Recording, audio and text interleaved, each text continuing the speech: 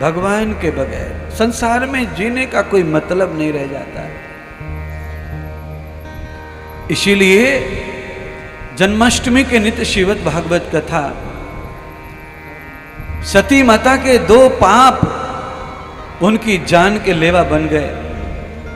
भीष्म पितामह का एक ही पाप बाणों की सैया पर लिटाने के लिए महापाप बन गया।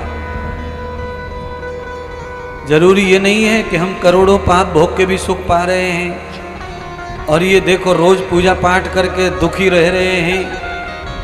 ऐसे भी बहुत लोग हैं दुनिया में जो ऐसे कहते हैं। देखो, हमने कभी अंडा नहीं छोड़ा, गुटखा नहीं छोड़ा, दारू नहीं छोड़ा, देखो हमको कैंसर नहीं हुआ। और देखो उसने कभी नहीं खाया, कभी नहीं देखा, हाथ भी नहीं लगाया, वो कैंसर से मर गया। इसीलिए सब बकवास है। तंबाकू, अंडा, मांस खाने से कहीं कैंसर नहीं होता। वो कैसे मर गया ये? अरे बाबा, कोई अपवाद में ऐसे मर जाते हैं बिना तंबाकू सिगरेट के। अगले पिछले जन्मों के पाप के कारण ऐसा हादसा हो जाता है। पर हॉस्पिटल में जब जाओगे, वहां जाकर के जब गिनती करोगे तो परसेंटेज में 80% लोगों को कैंसर तंबाकू, गुटखा, सिगरेट की वजह से ही है। पर लोग तो लोग हैं, उनको तनक नहीं लगता। कई लोग मौज मस्ती में हैं, वो ये कहते हैं भाई हम तो कभी तीर्थ जाते नहीं, हम तो कभी कथा सुनते नहीं, हम तो कभी तिलक लगाते नहीं है, और देखो सब चकाचक है अपना। तो वो रोज कथा में मरते हैं, वो रोज कथा में भागते हैं, वो तिलक लगाते हैं, वो दान करते हैं, वो हवन करते हैं, वो कुछ करते हैं, तो भी देखो उनके बच्चे की शादी नहीं हो रही, उनके बच्चे का ये नहीं हो रहा, उनके बच्चे की नौकरी नहीं लग रही, उनका ये नहीं हो रहा है। अरे बाबा, वो जो कर रहे हैं इसका भी फल उन्हें प्राप्त होगा। दिन देरी हो रही है भगवान के घर में। पिछले जन्मों के पापों से ये उलझे हुए पड़े हैं। जब इन पुण्यों का नंबर आएगा तो तू बहुत पीछे रह जाएगा, ये बहुत आगे निकल जाएंगे।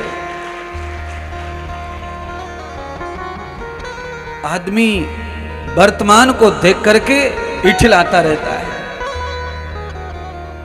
कई लोगों के वर्तमान में अचानक अमीरी आ जाती है।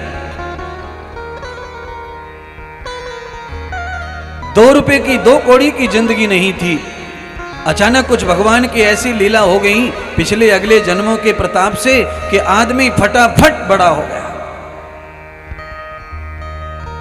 तो उस वर्तमान को देख के वो इतना अहंकारी हो जाता है, अविद्या में, अज्ञान में फंस जाता है। उस अविद्या अज्ञान की वजह से उसे आदमी नजर नहीं आता, दुनिया नजर नहीं आती, धर्म नजर नहीं आता, व्यक्ति नहीं दिखाई देता, उसी अच्छाई बुराई में फर्क नजर नहीं आता, और वो उस अहंकार के बल से सबको अपने कब्जे में, अपने नीचे करने की योजना में लगा रहता है। उसे ये नहीं समझता कि मैं बुदबुदा हूँ पानी का, एक तिनका पड़ेगा तो बुदबुदा फूट जाएगा, ऐसे मेरा जीवन भी नष्ट हो जाएगा। एक पल भर में आदमी अहंकार के कारण जीता रहता है।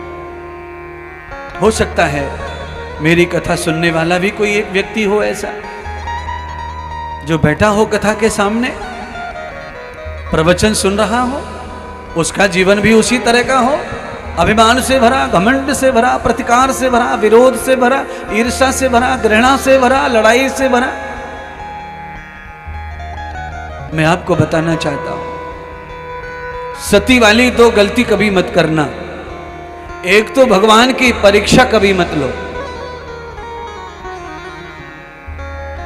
कुछ लोग भगवान की परीक्षा लेते हैं।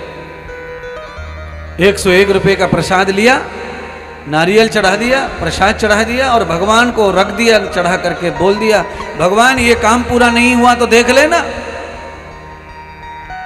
मैं तुम्हारे मंदिर आना बंद कर दूंगा, मैं तुम्हारी पूजा बंद कर दूंगा, मैं तुम्हें मानना बंद कर दूंगा। ये वो व्यक्ति कह सकता है जिसने भगवान को कभी पा लिया हो, जिस पे भगवान के ऊपर अधिकार हो गया हो।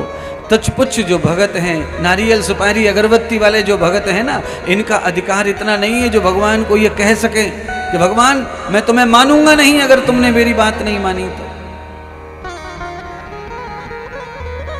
भगवान को ये शब्द गोपियों ने कहे थे,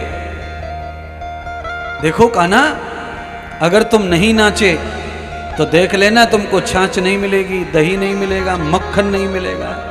तो भगवान गोपियों की छाछ और दही के लिए नाच रहे हैं। छाछ के लिए नाचे होंगे, दही के लिए नाचे होंगे।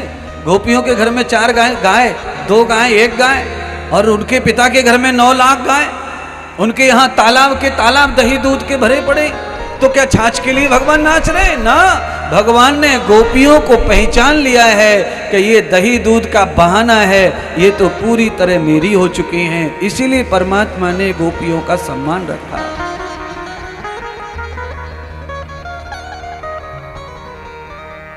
गोपियां भगवान के ऊपर अधिकार जमाती हैं। क्यों अधिकार जमाती हैं मालूम है? गोपी अपने छबरिया में, डलिया में माखन और दही लेकर निकली मथुरा की गलियों में। उसे आवाज लगानी थी, ले लो दही, ले लो माखन, पर उसके मुंह से ये निकला नहीं, दूसरा ही कुछ निकल रहा था।